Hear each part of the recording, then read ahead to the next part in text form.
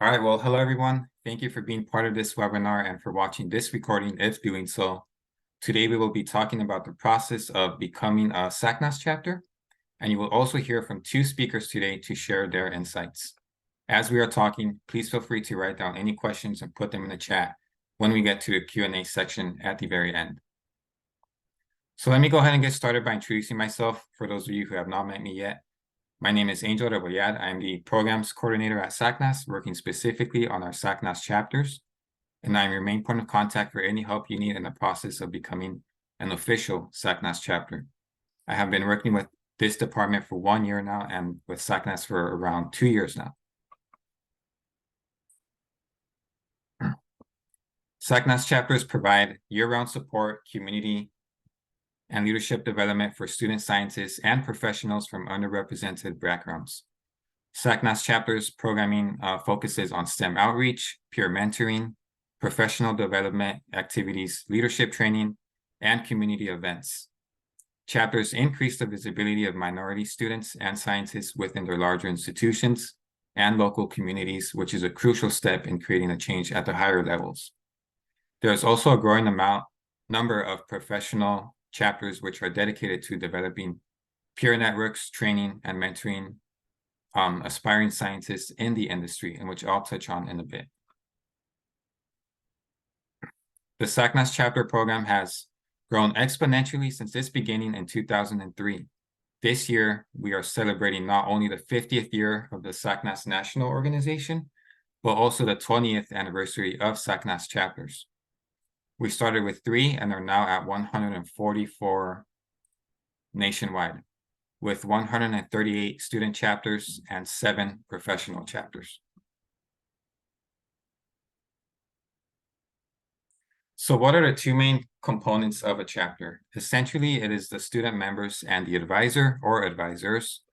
Students are in charge of organizing and creating a more inclusive STEM community in their campuses. Meanwhile, advisors help with any resources that the chapter needs from a faculty level position.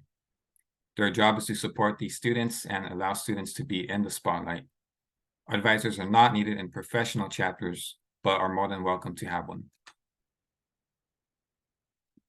So these are the 8 steps recommended to start your chapter. Connecting with related campus groups, seeking out first officers and finding a co-advisor, becoming an official campus student group, recruiting members,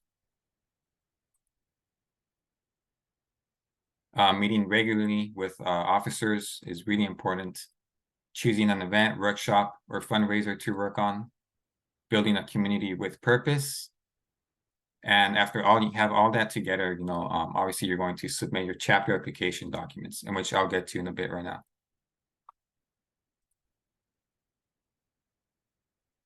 And it is important to learn about your members' needs. So why do they want to join your chapter?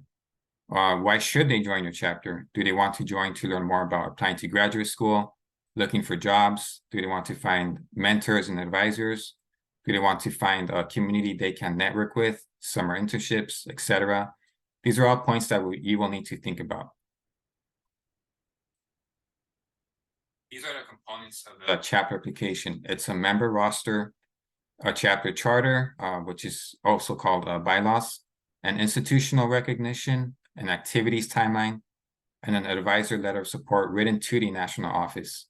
We have templates for most of these on the website as well, and in the application, which is also on the website. Now, this is the process that happens right after you submit your application. So the application materials are received and reviewed by the chapter subcommittee. The chapter, if approved, is notified by SACNAS, and chapters receive a SACNAS custom logo, and then communication with SACNAS includes reports, annual reports, award applications, requested check-ins, requested contact information from other active chapters, etc.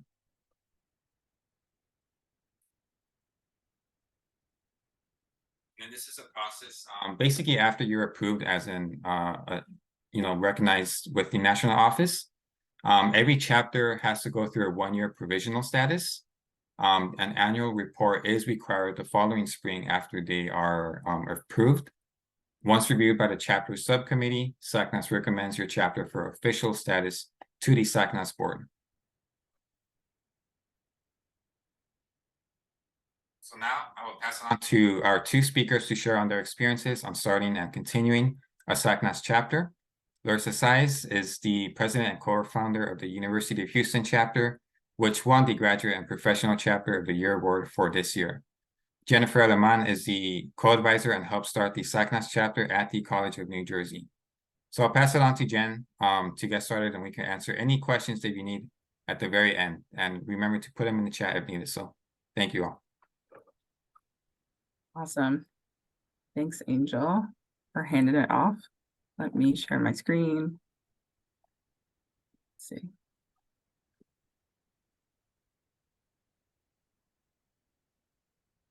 Am I good? Yeah? Yeah. Cool, thanks. All right, so hi again, everyone. My name is Jen Aleman, and I'm one of the SACNAS co-advisors at the College of New Jersey. Thanks again for the invitation to share, Angel, and I'm hoping that some of my journey in starting a SACNAS chapter will resonate with all of you and might give you some insights into and ideas that you might be able to implement as you're also delving into the process of starting a chapter. So my introduction to SACNAS started in graduate school. I attended the University of Pennsylvania and did my PhD in cell and molecular biology. And it was there where I was first introduced to SACNAS. I joined our chapter as the chapter was just forming. We were a new chapter back in 2016. So first as a general member, and then I was a part of the e-board there as professional development chair from 2018 to 2019. As you can see from the many pictures on the slide, we were a very active graduate-focused chapter with really great leadership from our founders and our chapter advisors. And it really made me feel a sense of belonging in grad school. I had others that looked like me, coming from similar backgrounds, and we all cared about each other's professional development as scientists. So also throughout my involvement on the e-board, I had the opportunity to contribute to planning our regional meeting, which you can see in the right corner here. I had the opportunity to also lead some social events focused on chapter bonding. I taught Zumba to our chapter a couple times. And in grad school, I was able to attend my first national SACNAS conference in 2019 in Hawaii. So some of these memories were really my favorite from grad school. And I wished, looking back, that I had this sense of community during my undergraduate training. I think everyone can relate to in SACNAS that when they were first introduced to it and really the benefits of joining a SACNAS chapter, that you had the opportunity to be a part of the community earlier. So fast forward to 2021 in the position where I am in now. I'm actually back where I started my undergraduate career at the College of New Jersey, which is a weird experience in itself. And I actually have had the opportunity to start a SACNAS chapter here, and I have the skills, the background, and the experience, right, to lead this and form and advise a chapter. So a little bit more about the College of New Jersey, or TCNJ, we call it for short. We're a public college. We're also a primarily graduate institution. So we're not very big. We're about 7,000 students in total, and about a little over 1,000 students within the School of Science where I'm at. TCNJ is located in central New Jersey between New York and Philadelphia, right on the border of Pennsylvania. And my role in the school, where I'm not SACNAS co-advisor, my official role is science grant writer within the School of Science. And my main role is to work with faculty to support them in preparing and submitting competitive grant proposals to fund their research. And I also take a lead role in preparing training-based grant proposals that come from the dean's office level. So you can see some of my team in the corner. I'm a staff member. I'm not a faculty member in the college, but I'm within the dean's office in the school. Here's some faculty that I've worked with on the side there. So when I interviewed for my position initially, obviously the faculty knew I was an alumni from the institution, but they were all really impressed with my past SACNAS involvement and my leadership experiences, and they really thought that students at TCNJ could benefit from having a SACNAS chapter started at the institution. So coming in, I did just that. Within 6 months of starting my role, I decided to start out and try to form a SACNAS chapter. So I wanted to show a timeline of events so that you guys could get a sense of how long it took from going the idea of starting a chapter to the process of becoming an official and it recognized as an official chapter. It's a long process, and the length of time and details might not be the same depending on your institution's rules and processes, but here's a layout of how it went for us. So initially in December of 2021, I had the dean of our school send out an email to all students within the School of Science. And our School of Science consists of 5 departments: biology, chemistry, math, computer science, and physics. So all those students got an email about SACNAS, about me wanting to start a chapter and serve as the advisor. And I was looking for a group of student leaders that were interested in really taking the initiative and moving forward with this and forming the chapter and getting the group started on campus. From this time, then in the next month, I had a group of students reach out to me. We formed our e-board of about 6 students, and we met for the first time.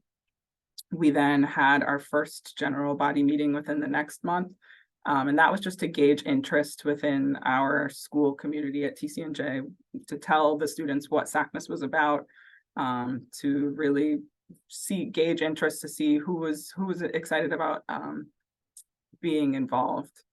And then the rest of the semester from there was really focused on the students working to get student organization recognition for the chapter.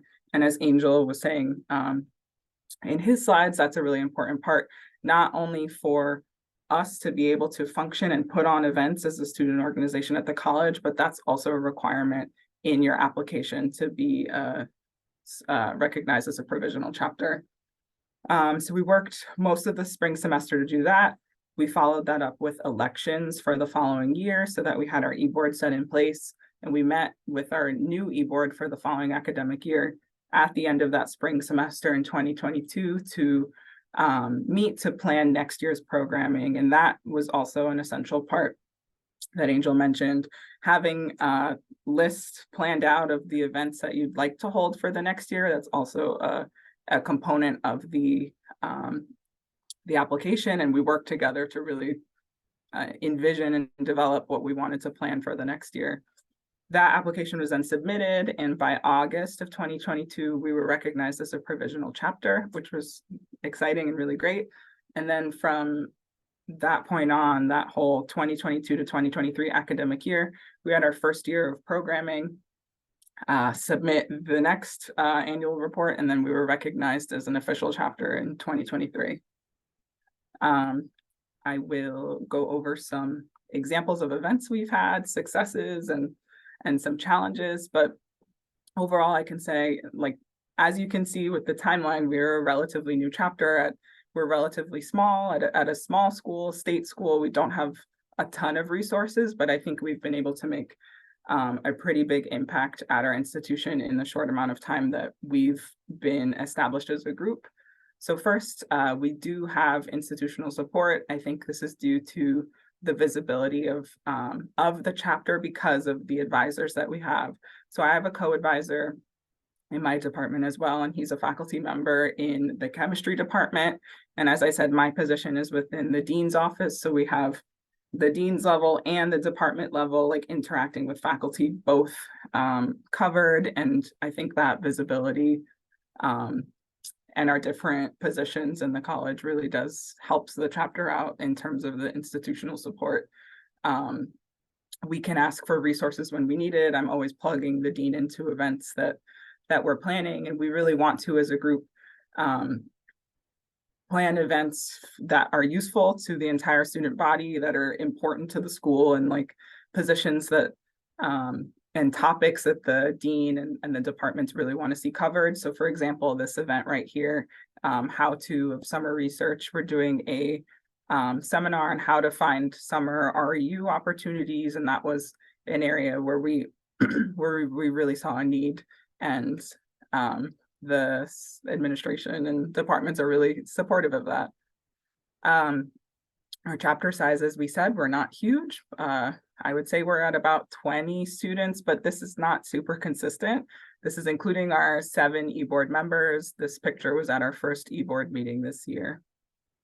But we've garnered interest, and we have a pretty good turnouts for being a relatively new chapter. Some more successes here. We were able to attend the national meeting both last year and this year, bringing our entire e-board this year, which was a really great opportunity for us. We're grateful for both the institutional support to make attendance a priority for the chapter, as well as the support that we get from SACNAS, both through travel awards and for the students being able to attend the color retreat.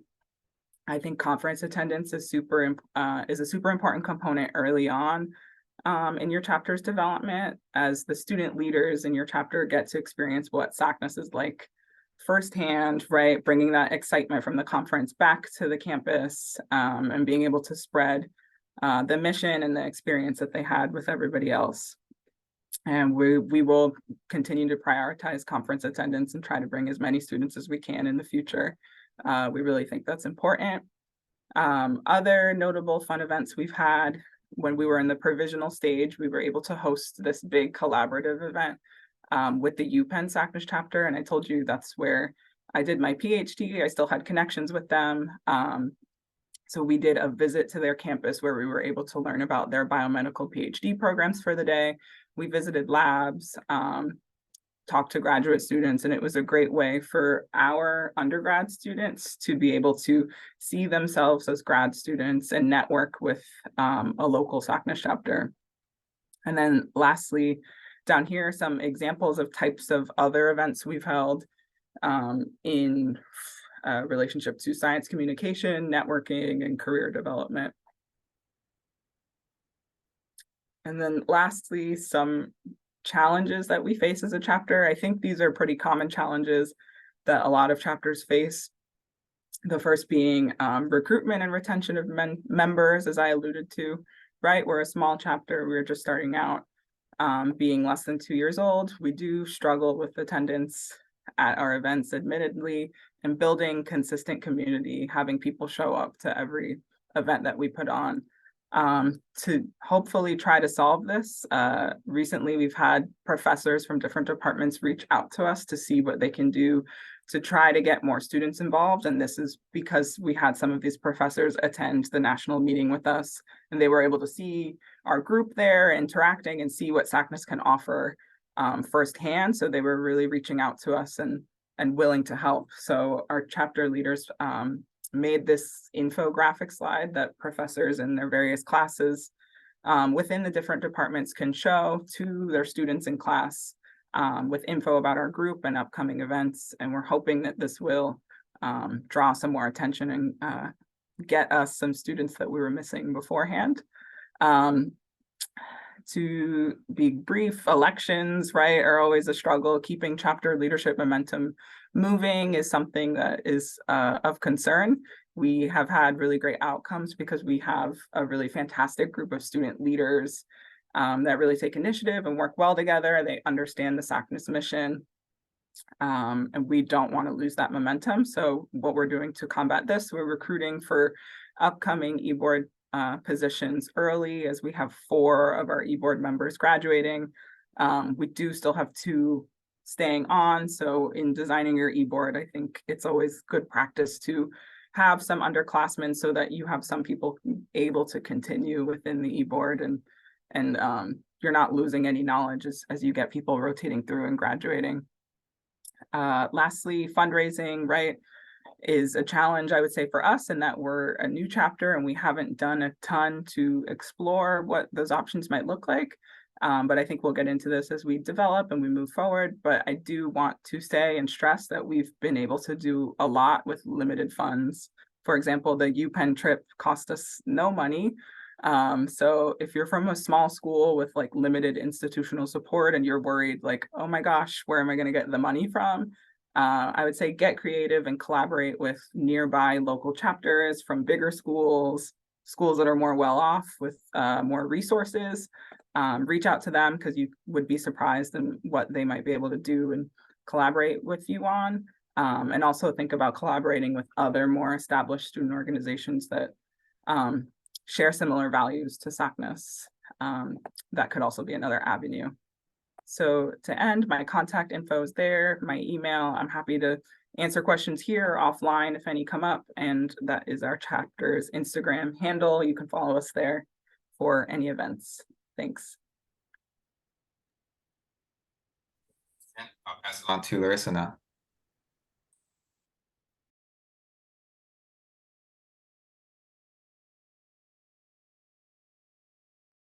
Alrighty, hi everyone. My name is Larissa. Like Angel said, I'm from the University of Houston, SACNAS Chapter. So a little about me, I'm a fourth-year PhD student in the Cell and Molecular Biology program at UH. I have my Bachelor's of Science in Biology and a Bachelor of Arts in World Culture and Literature with a focus in Ancient Studies, also from UH. I graduated in 2019. And I am a co-founder of the University of Houston SACNAS chapter, and also the president. And I am native Mexica.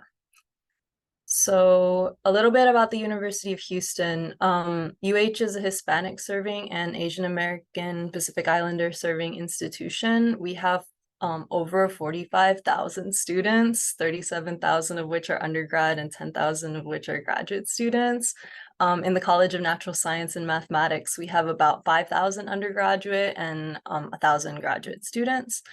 33% of our student body is Hispanic or Latino, and 21.6% is Asian American Pacific Islander. So we have a pretty diverse university. Our chapter was started when the former Associate Dean of Natural Science and Mathematics, Dr. Hamilton, who's right here, recruited a bunch of us as undergraduates to present our research at the 2018 National Diversity in STEM Conference in San Antonio. So that's me and my former vice president. We were undergraduates at that time and we became graduate students and like continued the chapter. So immediately after we got back from this conference, we were like, we need to start a chapter. So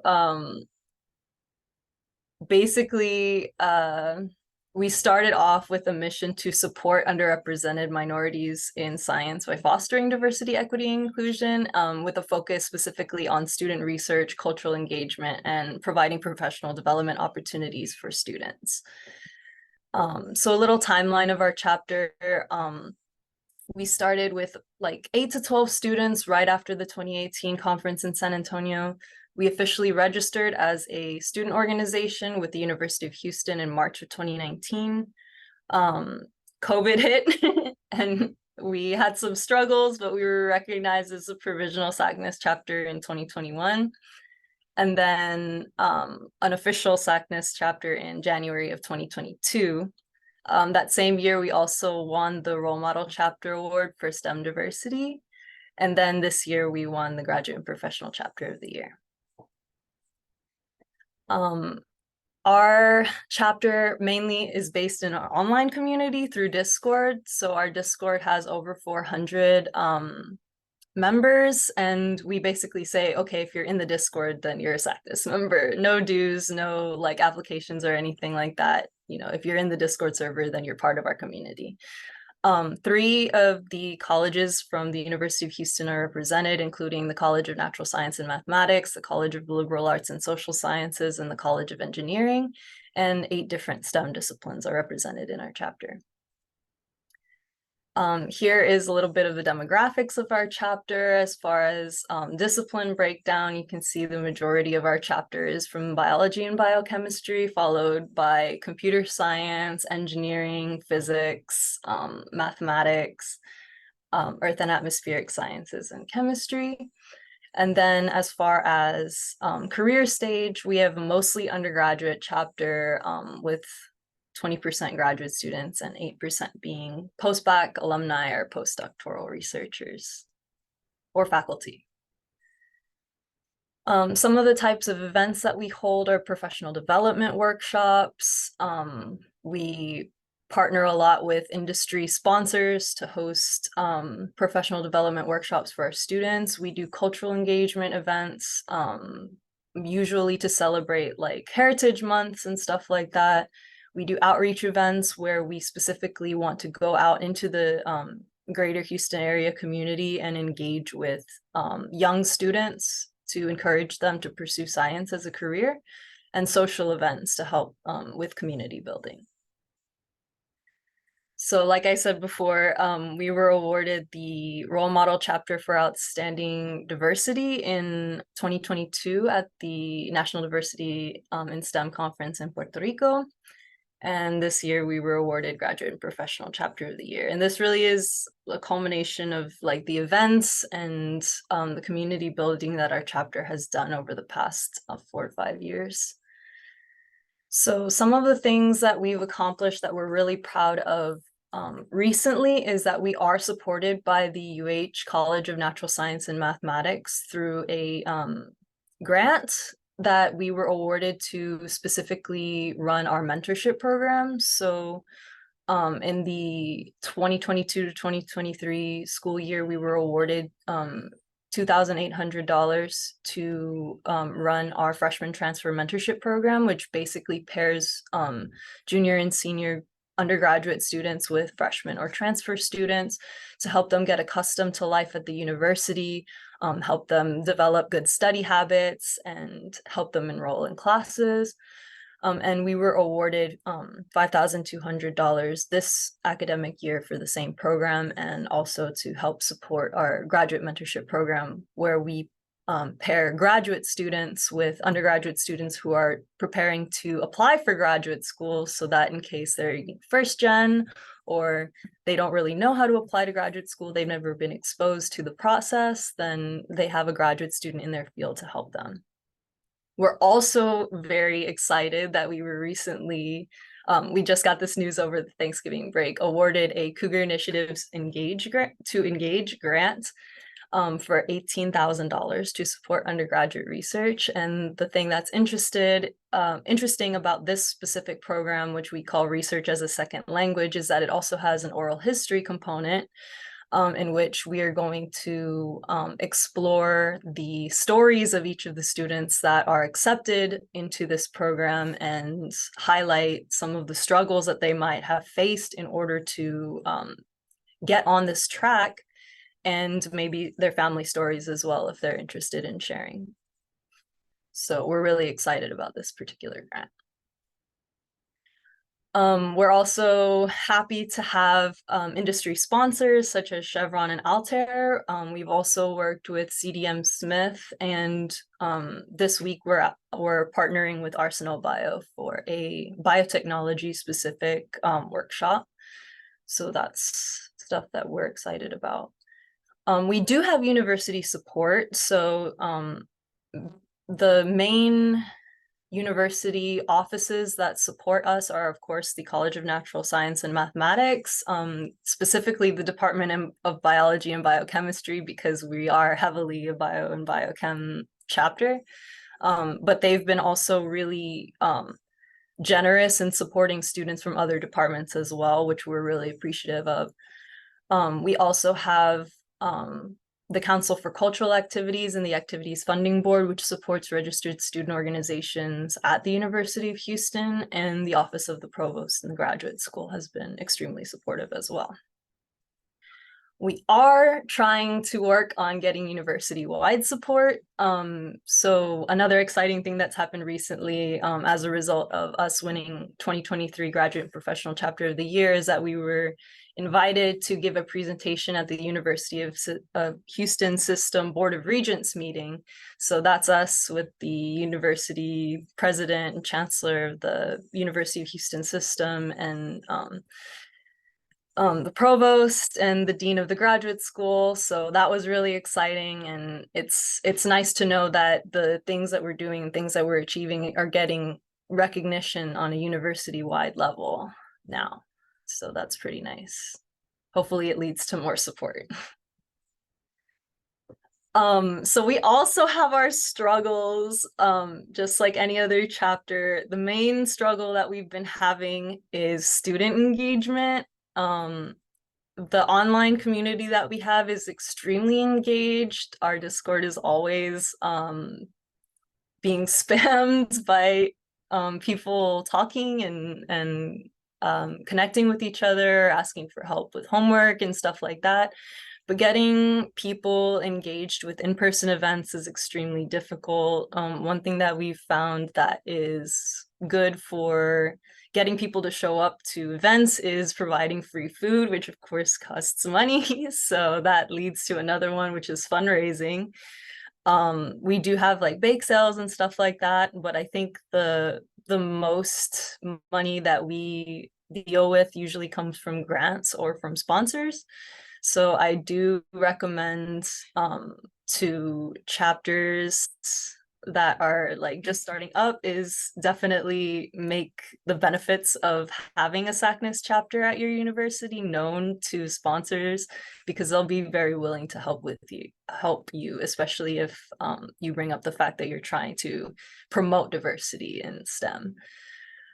We've also had some trouble with collaborating with other organizations on campus. A lot of the times we'll end up like shouldering like the heavy load, like taking care of most of the stuff, or the other organizations aren't particularly helpful or communicative. But I guess that really depends on the organization. And the biggest one is dealing with university bureaucracy. So just getting that institutional recognition every year is a chore.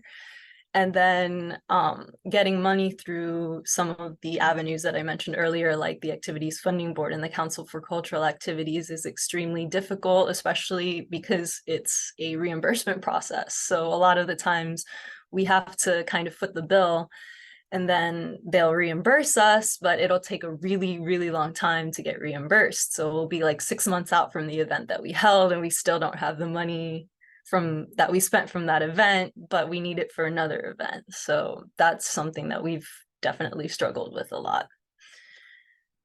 So thank you guys for listening. If you need to contact us, we have our emails here, Instagram, and this is our website if you would like to check that out. Awesome. Thank you so much, Larissa and Jen. Let's give a round of applause in the chat for all of them. We could go ahead and get started with the questions, the Q&A. I did see one already, which is how much money is needed annually to support a chapter? And I'll pass this off to Jen and Larissa to answer as well. But I've seen everything from, and it really depends on the size of your institution, you know. I've seen everything from $500 to 10,000 or 20,000 annually. So it really depends on the size. I don't know exactly where you're at, Erin, but yeah, that is kind of like a range that I've seen. But yeah, I could pass it off to any of you want to share on that. I think our answers are going to vary a lot just based on Yeah. where we are, right? Like Larissa gave her amazing examples of all the things that they do and the different avenues of money that they get. But we're at a way smaller institution with like very limited funds, and I'm sure we can do more to like diversify the areas that we're engaging with and asking. But I would say for us, everything that I showed you and things that we've done have been either institutional support from the dean's office, really is where we're coming from, right? To support travel. They support us getting food for some smaller events, but we do have some small amounts of chapter money to provide food. We've done like some fundraiser-y bake sale type events, and we do have funds. Angel, I don't know how we get the funds when we're a recognized chapter. We have those funds too. Yeah. To help start up. So I would say, right, for us, we're really small. So in your range of like 300 to 500, we're fine, but explore other options for the future. But Larissa will have something different to say. Yeah, I mean, I think it depends on how much you want to do, because when we first started, I remember like getting that $300 like when we first became a chapter, was like, oh my God, like we have so much money now, because we were basically paying out of pocket for stuff that we wanted to do. If we wanted to have food at events or whatever, we'd like go to Little Caesars or whatever and pick up a couple of pizzas. But now we're on the scale of like several $1,000s a year. So it really depends on what you want to do. Like with our mentorship programs and with the research as a second language program, for example, like we really wanted to be able to support students. With our mentorship program, each of the mentees get a $100 stipend. Like it's not much, but it encourages participation throughout the semester or throughout the year.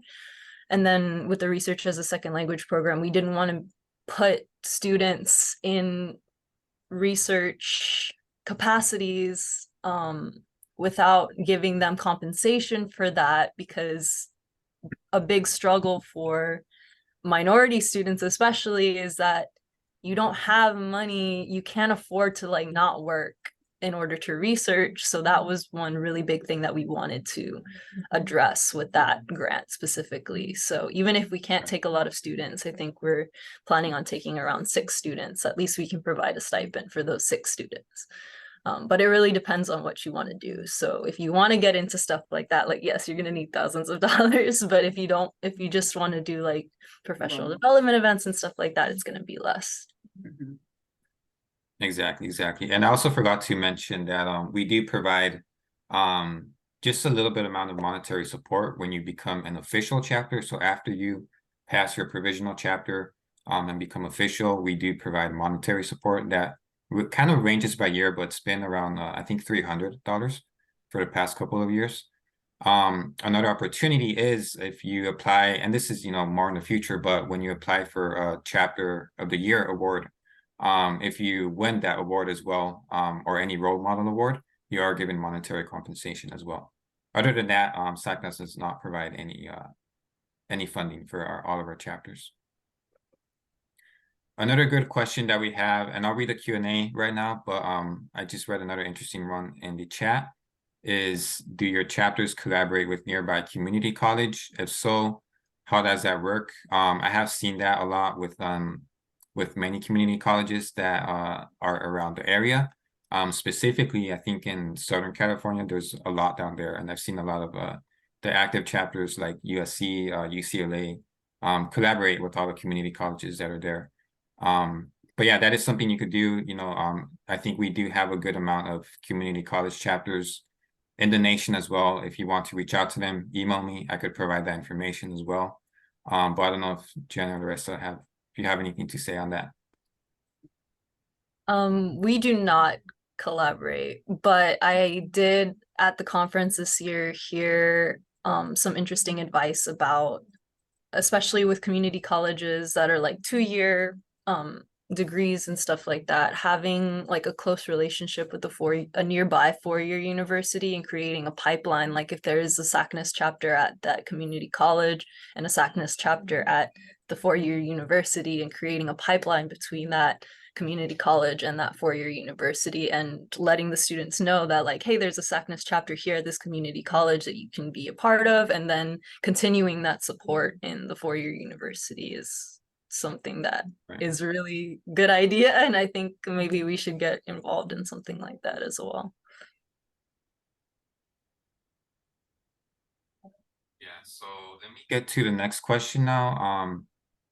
Someone asked in the Q&A section, does a chapter need the required 10 members and 1 advisor initially, or by the time the 1-year chapter application is submitted? So that is needed initially. When you submit your chapter application, we're not gonna necessarily be super strict about the 10 members.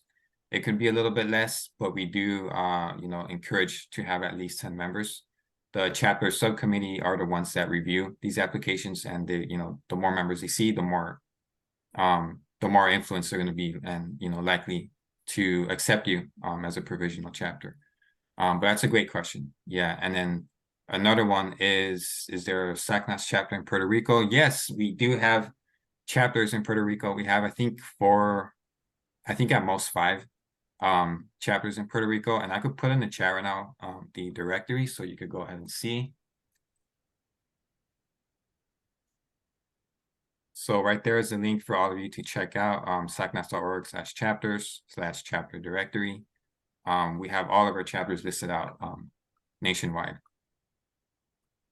Another question that I see is, I'm a professor at Kent State University. I'm interested in starting a student chapter open to all STEM majors. I would also like to know more about professional chapters. Can a professional chapter consist of faculty and staff at a university or a group of universities to encourage employment and promotion of diverse faculty and staff at their institutions? Yes, you could definitely start a professional chapter with faculty and staff. We do have 7 professional chapters across the nation. I'll see where you're at and contact the nearest one that is close to you. But yes, you could definitely do that. And yeah, we're trying to grow more professional chapters. We've grown, I think, 4 in the past 2 years. The chapter subcommittee is always looking for the growth of professional chapters. So it's really great to know that.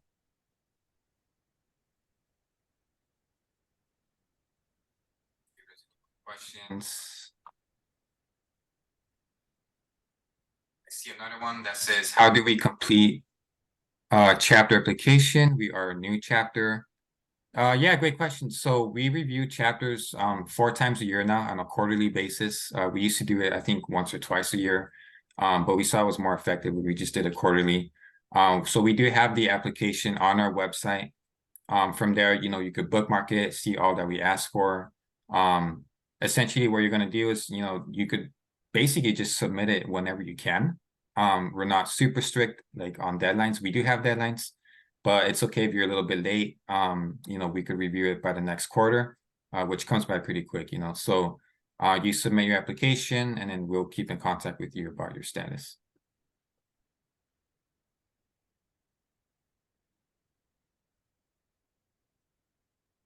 There's one in the chat that says, if your chapter has undergrad and grad students, do you need to be recognized as both undergrad student organization and grad student organization? At University of Houston, there's no difference between a grad student organization and undergrad student organization. They're just student organizations. So we just registered as a student organization. And then there's another one that says, prior to being recognized as a chapter, can a student organization use SACNAS in its name? We did, because we were a registered student organization for like 2 or 3 years before we actually became a provisional chapter, and we were using the full name, Society for the Advancement of Chicanos, Hispanics, and Native Americans in Science.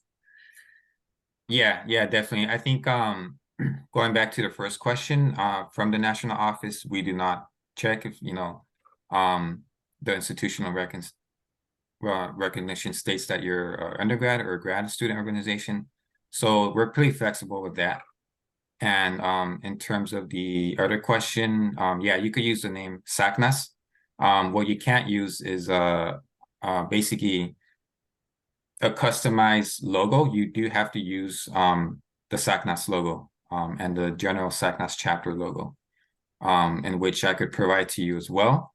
But not any customized logos. You cannot use that for any outreach events or anything like that. And another one is going to have a link to the application. Yes, I'll put it in the chat right now.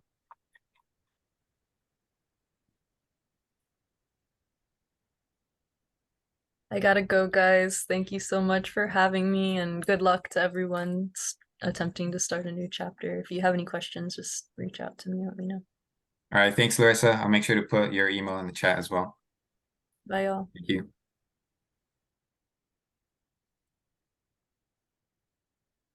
All right, so I'm putting the application in the chat as well.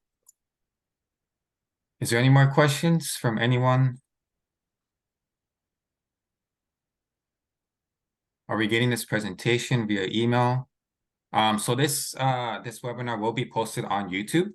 If you want to keep an eye out on our YouTube page, it's youtube.com/SACNAS. It will be posted, I think, by next week latest. Hopefully I'll try to get done by this week. But yeah, we'll try to post it as soon as possible. And if you want the slides actually of the the ones that I was sharing, go ahead and email me, and then I could get that to you as well. The email is chapters@sacnas.org.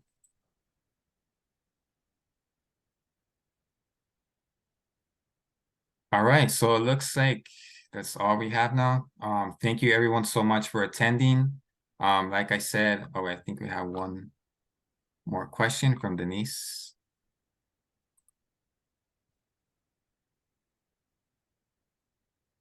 Hi, Denise. Hi, yes, I dropped the question on the chat, but I don't know if you got that because you're saying you're finished.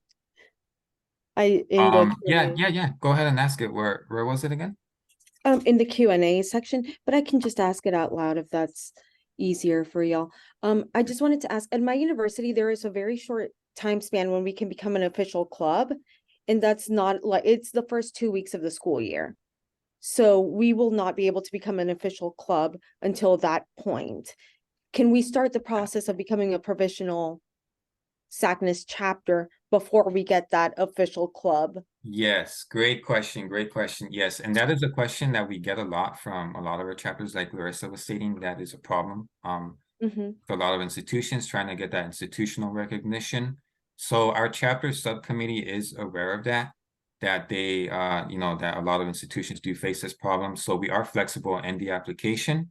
What we do need from you is basically just a email or like a letter stating that you are in the process of becoming a recognized student group, and essentially that is all we need. And then once you receive that, we do want to receive it, to have in record.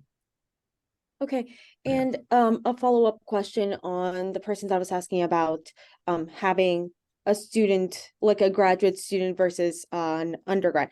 For those of us that do have separate like clubs for undergrads and grad students, would it be advised to have one joint organization and submit our application as a chapter as such, or to have two separate e-boards and two separate clubs Chapters, that, yeah. Yeah, that's a question. Great question. I think I would leave that up to you, depending on the size. I think if it's, I think a smaller scale, it would be better to just have a joint. And we do accept that, graduate and undergrad chapters. A lot of our chapters are a mixture either way. But if it's at a really larger scale, I would recommend making two separate ones. And we do have that. One example is University of California, Davis.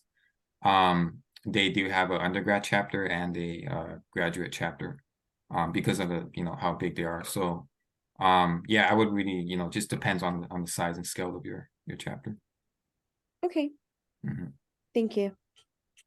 Yeah, of course.